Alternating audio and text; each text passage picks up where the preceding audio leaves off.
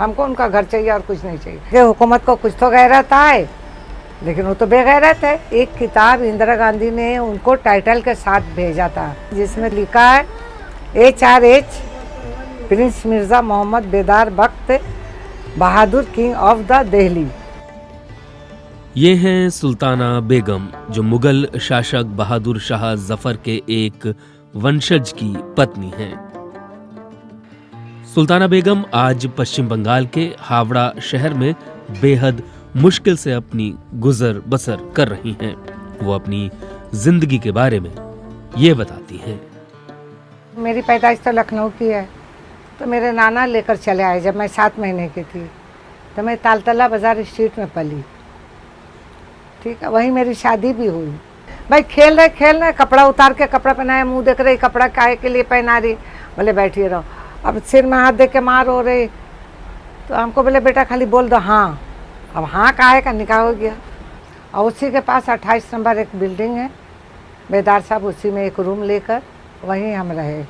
1960 में नेहरू जी ने, जब 1947 में देश आज़ाद हुआ, तो उनके दोस्त लोग एक प्रोग्राम किए कि ये मुग़ल का बच्चा है, बहादुर शाह जफ़र का पोता है, तो दुनिया जाना। उसके बाद बहुत लिखा लिखी करने के बाद तो नेहरू जी ने 250 रुपया पेंशन दिया। तो क्या एक शहंशाह के औलाद के लिए 250 रुपया महीना, 800 रुपया रोज़ भी नहीं हुआ। तो क्या करें भाई, किसी का हम चूल्हा चौका भी नहीं कर सकते। फिर हम घर पे क्या किया कि वो जो पहले निब वाला पेन होता था, उसमें ऐसा सॉकेट था, सब डाल के ना एकदम घट्टा पड़ गया।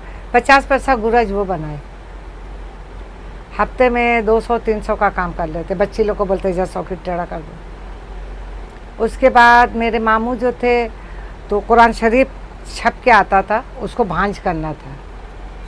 भांज करके फिर एक लाइन से सब साइज से लगाना है, फिर उसको एक एक सिपारा अलग अलग काटना है, फिर 30 सिपारा जब। फिर बुक बाइंडिंग भी अपने मामू से सीखा।